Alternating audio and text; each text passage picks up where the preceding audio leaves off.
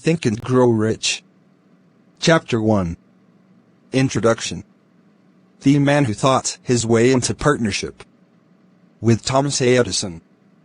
Truly, thoughts are things, and powerful things at that, when they are mixed with definiteness of purpose, persistence, and a burning desire for their translation into riches, or other material objects. A little more than 30 years ago, Edwin C. Barnes discovered how trite is that men really do think and grow rich. His discovery did not come about at one sitting. It came little by little, beginning with a burning desire to become a business associate of the great Edison. One of the chief characteristics of Barnes' desire was that it was definite. He wanted to work with Edison, not for him. Observe, carefully, the description of how he went about translating his desire into reality, and you will have a better understanding of the 13 principles which lead to riches. When this desire, or impulse of thought, first flashed into his mind, he was in no position to act upon it.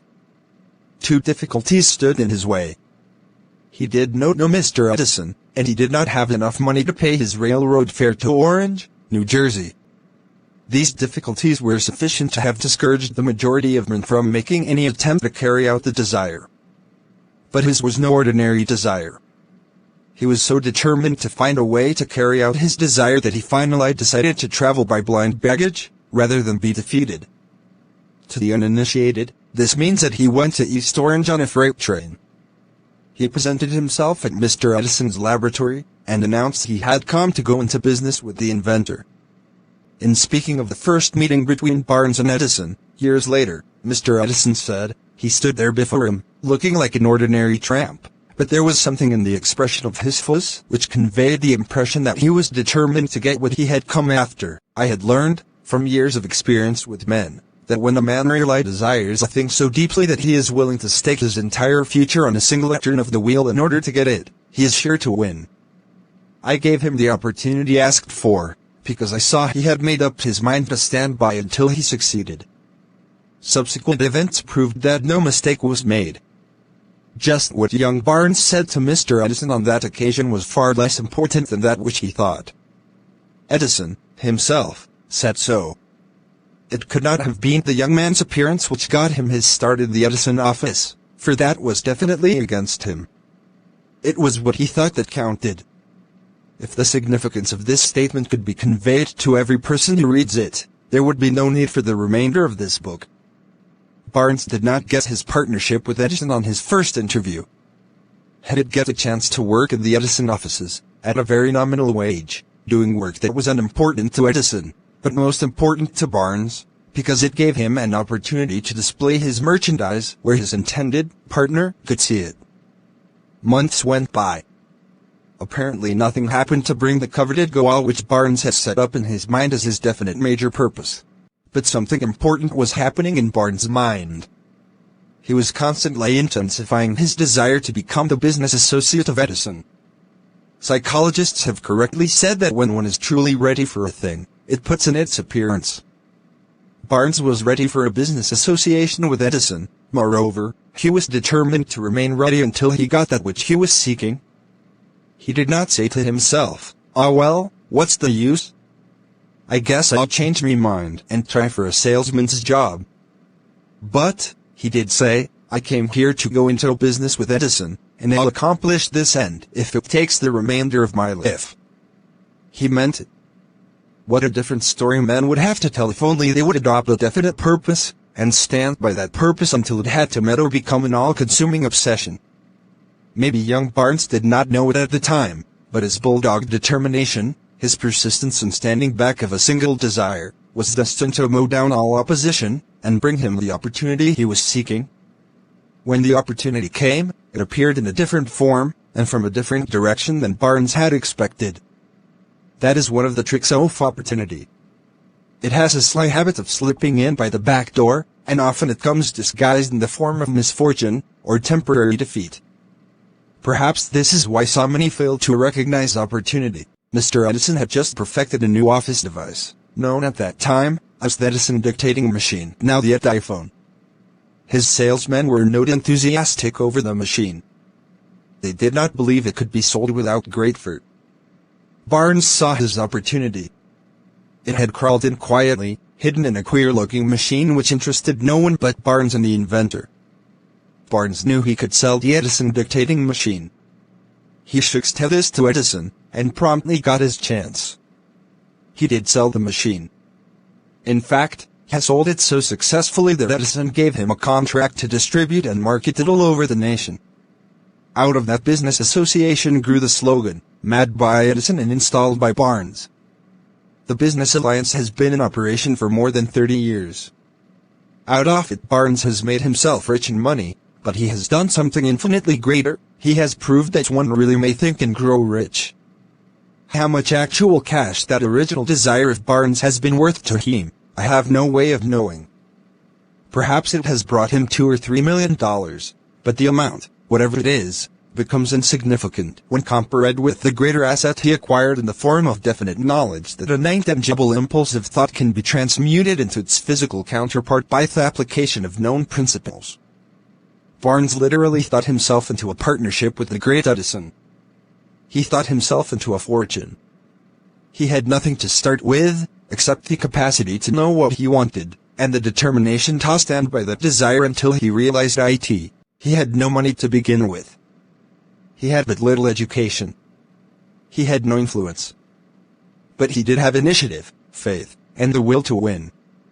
With these intangible forces he made himself #1 man with the greatest inventor who ever lived. Now, let us look at a different situation, and study a man who had plenty of tangible evidence of riches, but lost it, because he stopped 3 feet short of the goal he was seeking. 3 feet from gold. One of the most common causes of failure is the habit of quitting when one is overtaken by temporary defeat. Every person is guilty of this mistake at one time or another. An uncle of R.U. Darby was caught by the gold fever in the gold rush days, and went west to dig and grow rich. He had never heard that more gold has been mined from the brains of men than has ever been taken from the earth. He staked the claim and went to work with pick and shovel. The going was hard. This lust for gold was definite. After weeks of labor, he was rewarded by the discovery of the shining ore. He needed machinery to bring the ore to the surface. Quietly, he covered up the man, retraced his footsteps to his home in Williamsburg, Maryland, told his relatives and a few neighbors of the strike.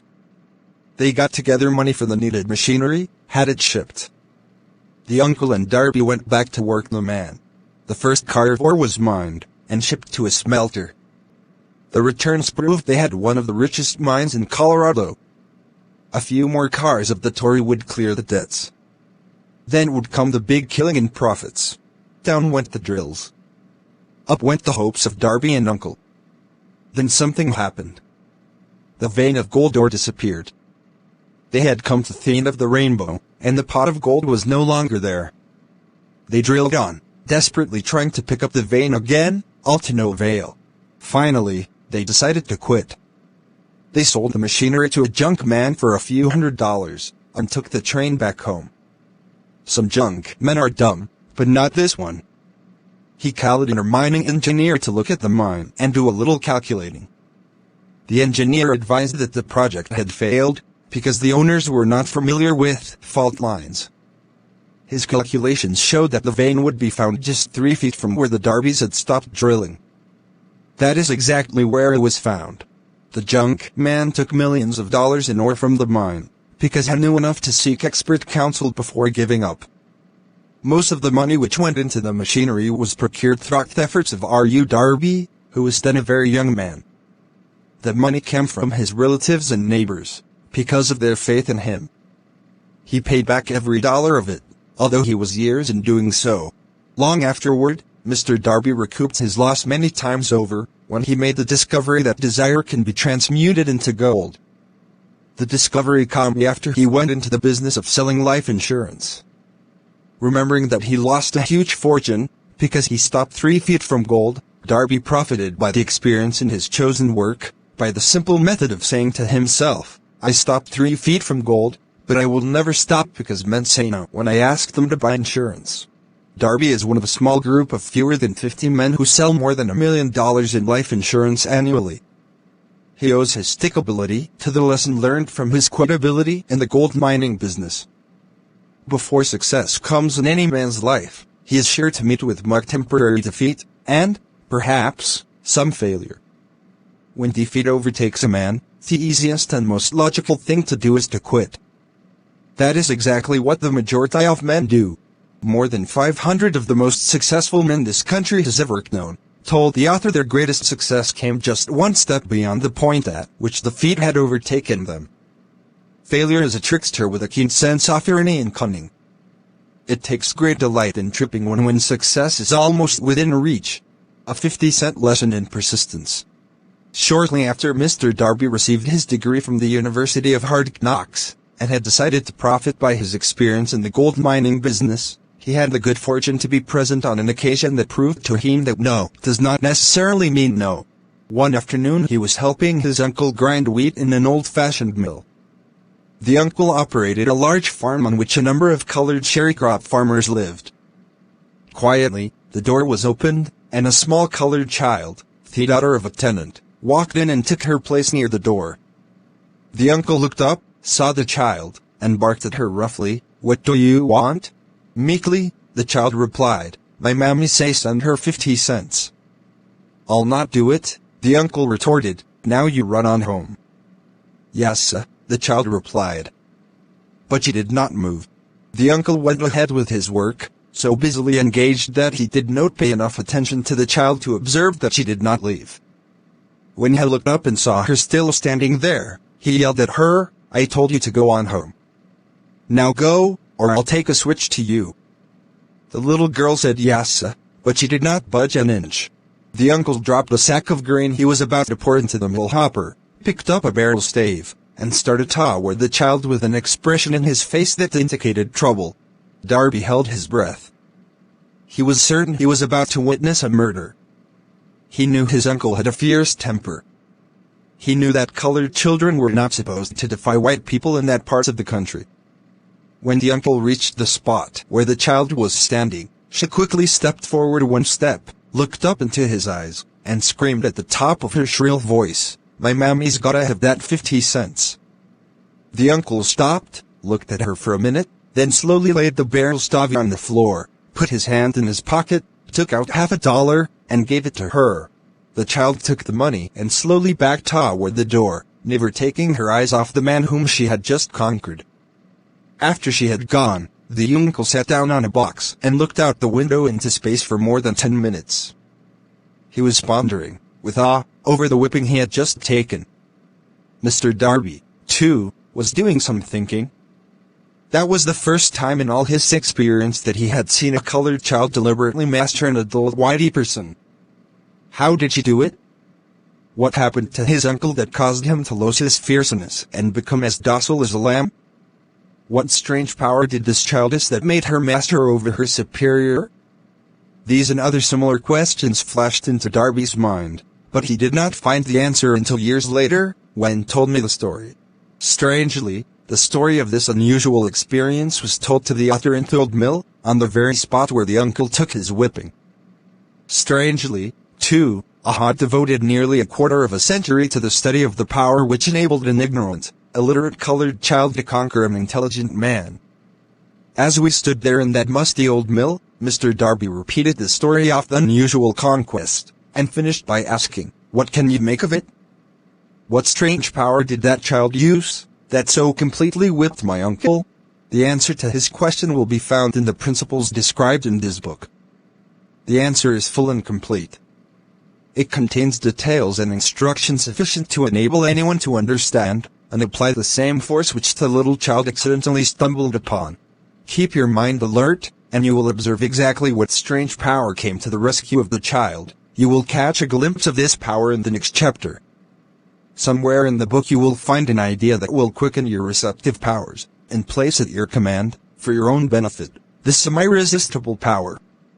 The awareness of this power may come to you in the first chapter, or it may flash into your mind in some subsequent chapter. It may come in the form of a single idea. Or, it may come in the nature of a plan, or a purpose. Again, it may cause you to go back into your past experiences of failure or defeat, and bring to the surface some lesson by which you can regain all that you lost through defeat. After I had described to Mr. Darby the power unwittingly used by the little colored child, He quickly retraced his 30 years of experience as a life insurance salesman, and frankly acknowledged that his success in that field was due, in no small degree, to the lesson he had learned from the child. Mr. Darby pointed out, every time a prospect tried to bow me out, without buying, I saw that child standing there in the old mill, her big eyes glaring in defiance, and I said to myself, I've got to make this sale. The better portion of all sales I have made were made after people had said no. He recalled, too, his mistake in having stopped only 3 feet from gold, but, he said, that experience was a blessing in disguise. It taught me to keep on keeping on, no matter how hard the going may be, a lesson I needed to learn before I could succeed in anything. This story of Mr. Darby and his uncle, the colored child and the gold mine, doubtless will be read by hundreds of men who make their living be selling life insurance, and to all of these, the author wishes to offer the suggestion that Darby owes to these 2 experiences his ability to sell more than $1 million of life insurance every year. Life is strange, and often imponderable. Both the successes and the failures have their roots in simple experiences. Mr. Darby's experiences were commonplace and simple enough, yet they held the answer to his destiny in life, therefore they were as important to him as life itself. He profited by these traumatic experiences, because he analyzed them, and found the lesson they taught.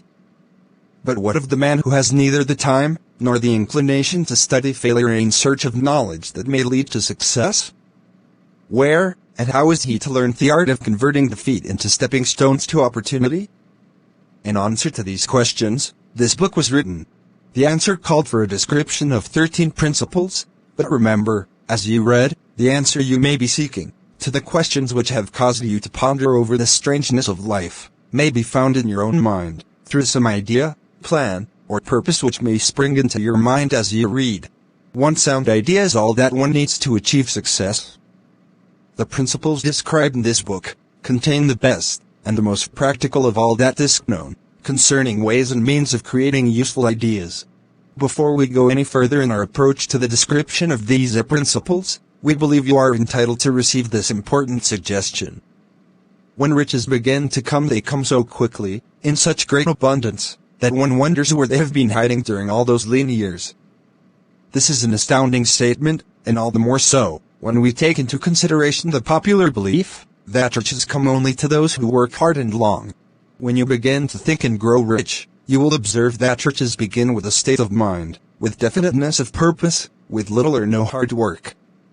You, and every other person, ought to be interested in knowing how to acquire that state of mind which will attract riches. I spent 25 years in research, analyzing more than 25,000 people, because I, too, wanted to know how wealthy men become that way. Without that research, this book could not have been written. Here take notice of a very significant truth. Vice, the business depression started in 1929, and continued on to an ultimate record of destruction, until sometime after President Roosevelt entered office. Then the depression began to fade into nothingness. Just as an electrician in a theater raises the lights so gradually that darkness is transmuted into light before you realize it, so did the spell of fear in the minds of the people gradually fade away and become faith. Observe very closely, as soon as you master the principles of this philosophy, and begin to follow the instructions for applying those principles, your financial status will begin to improve, and everything you touch will begin to transmute itself into an asset for your benefit. Impossible? Not at all. One of the main weaknesses of mankind is the average man's familiarity with the word impossible. He knows all the rules which will not work. He knows all the things which cannot be done. This book was written for those who seek the rules which have made others successful, and are willing to stock everything on those rules. A great many years ago I purchased a fine dictionary. The first thing I did with it was to turn to the word impossible, and neatly clip it out of the book. That would not be an unwise thing for you to do. Success comes to those who become success conscious. Failure comes to those who indifferently allow themselves to become failure conscious. The object of this book is to help all who seek it, to learn the art of changing their minds from failure consciousness to success consciousness. Another weakness found in altogether too many people is the habit of measuring everything and everyone by their own impressions and beliefs. Some of you who will read this will believe that no one can think and grow rich. They cannot think in terms of riches, because their thought habits have been steeped in poverty, want, misery, failure, and defeat. These unfortunate people remind me of a prominent Chinese, who came to America to be educated in American ways. He attended the University of Chicago. One day President Harper met this young Oriental on the campus, stopped to chat with him for a few minutes, and asked what had impressed him as being the most noticeable characteristic of the American people. "Why," the Chinaman exclaimed, "the queer slant of your eyes. Your eyes are off slant. What do we say about the Chinese? We refuse to believe that which we do not understand. We foolishly believe that our own limitations are the proper measure of limitations. Sure, the other fellow's eyes are off slant, because they are not the same as our own. Millions of people look at the achievements of Henry Ford, after he has arrived, and envy him, because of his good fortune, or luck, or genius, or whatever it is that they credit for Ford's fortune. Perhaps one person in every 100,000 knows the secret of Ford's success, and those who do know are too modest, or too reluctant, to speak of it, because of its simplicity. A single transaction will illustrate the secret perfectly. A few years back, Ford decided to produce his now famous V8 motor. He chose to build an engine with the entire 8 cylinders cast in one block, and instructed his engineers to produce a design for the engine. The design was placed on paper, but the engineers agreed, to a man, that it was simply impossible to cast an 8-cylinder gas engine block in one piece. Ford said, "Produce it anyway." "But," they replied, "it's impossible." "Go ahead," Ford commanded, "and stay on the job until you succeed, no matter how much time is required." The engineers went ahead. There was nothing else for them to do, if they were to remain on the Ford staff. 6 months went by, nothing happened. Another 6 months passed, and still nothing happened. The engineers tried every conceivable plan to carry out the orders, but the thing seemed out of the question. Impossible. At the end of the year, Ford checked with his engineers, and again they informed him they had found no way to carry out his orders. "Go right ahead," said Ford, "I want it, and I'll have it." They went ahead, and then, as if by a stroke of magic, the secret was discovered. The Ford determination had won once more. This story may not be described with minute accuracy, but the sum and substance of it is correct. Deduce from it, you who wish to think and grow rich, the secret of the Ford millions, if you can. You'll not have to look very far. Henry Ford is a success, because he understands, and applies the principles of success. One of these is desire, knowing what one wants. Remember this Ford story as you read, and pick out the lines in which the secret of his stupendous achievement have been described. If you can do this, if you can lay your finger on the particular group of principles which made Henry Ford rich, you can equal his achievements in almost any calling for which you are suited. You are the master of your fate, the captain of your soul, because when Henry wrote the prophetic lines, "I am the master of my fate, I am the captain of my soul," he should have informed us that we are the masters of our fate, the captains of our souls, because we have the power to control our thoughts. He should have told us that the ether in which this little earth floats, in which we move and have our being, is a form of energy moving at an inconceivably high rate of vibration, and that the ether is filled with a form of universal power which adapts itself to the nature of the thoughts we hold in our minds, and influences us, in natural ways, to transmute our thoughts into their physical equivalent. If the poet had told us of this great truth, we would know why it is that are the masters of our fate, the captains of our souls. He should have told us, with great emphasis, that this power makes no attempt to discriminate between destructive thoughts and constructive thoughts, that it will urge us to translate into physical reality thoughts of poverty, just as quickly as it will influence us to act upon thoughts of riches. He should have told us, too, that our brains become magnetized with the dominating thoughts which we hold in our minds, and, by means with which no man is familiar, these magnets attract to us the forces, the people, the circumstances of life which harmonize with the nature of our dominating thoughts. He should have told us that before we can accumulate riches in great abundance, we must magnetize our minds with intense desire for riches, that must become money conscious until the desire for money drives us to create definite plans for acquiring it.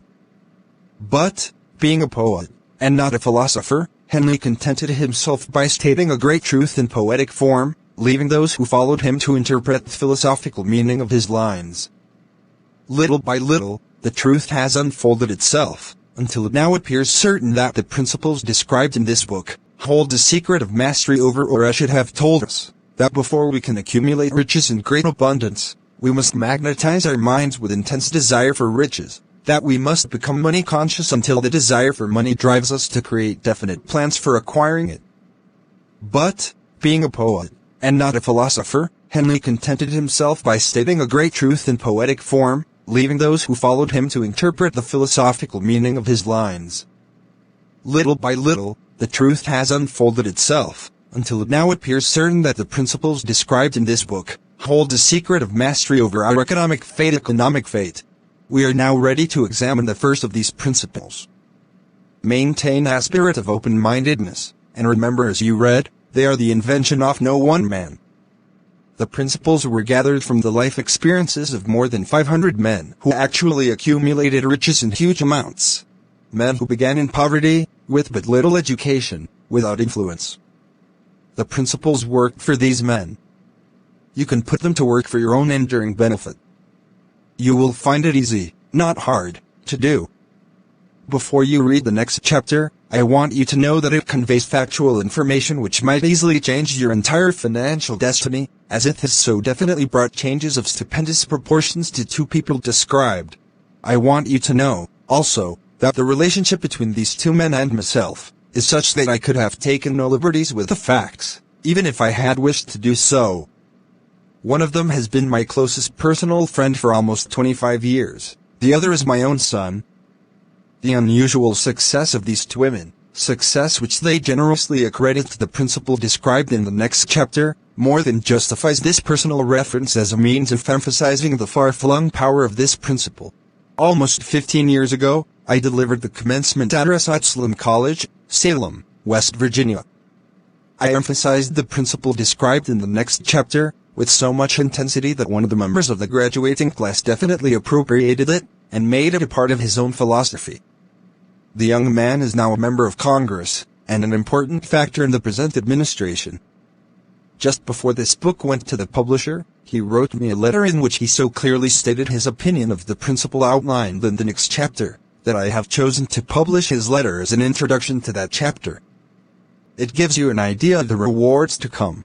My dear Napoleon, my service as a member of Congress having given me an insight into the problems of men and women, I am writing to offer a suggestion which may become helpful to thousands of worthy people. With apologies, I must state that the suggestion, if acted upon, will mean several years of labor and responsibility for you, but I am enheartened to make the suggestion, because I know your great love for rendering useful service. In 1922, you delivered the commencement address at Salem College, when I was a member of the graduating class. In that address, you planted in my mind an idea which has been responsible for the opportunity I now have to serve the people of my state, and will be responsible, in a very large measure, for whatever success I may have in future. The suggestion I have in mind is, that you put into a book the sum and substance of the address you delivered at Salem College, and in that way give the people of America an opportunity to profit by your many years of experience and association with the men who, by their greatness, have made America the richest nation on earth. I recall, as though it were yesterday, the marvelous description you gave of the method by which Henry Ford, with but little schooling, without $1, with no influential friends, rose to great heights. I made up my mind then, even before you had finished your speech, that I would make a place for myself, no matter how many difficulties I had to surmount. Thousands of young people will finish their schooling this year, and within the next few years. Every one of them will be seeking just such a message of practical encouragement as the one I received from you. They will want to know where to turn, what to do, to get started in life. Yeah, okay, and tell them, because you have helped to solve the problems of so many people. If there is any possible way that you can afford to render so great a service, may I offer the suggestion that you include with every book, one of your personal analysis charts, in order that the purchaser of the book may have the benefit of a complete self-inventory, indicating, as Yao indicated to me years ago, exactly what is standing in the way of success. Such a service as this, providing the readers of your book with a complete, unbiased picture of their faults and their virtues, would mean to them the difference between success and failure. The service would be priceless. Millions of people are now facing the problem of staging a comeback, because of the depression, and I speak from personal experience when I say, I know these earnest people would welcome the opportunity to tell you their problems, and to receive your suggestions for the solution. You know the problems of those who face the necessity of beginning all over again. There are thousands of people in America today who would like to know how they can convert ideas into money, people who must start at scratch, without finances, and recoup their losses. If anyone can help them, you can. If you publish the book, I would like to own the first copy that comes from the press, personally autographed by you. With best wishes, believe me, cordially yours, Jennings Randall.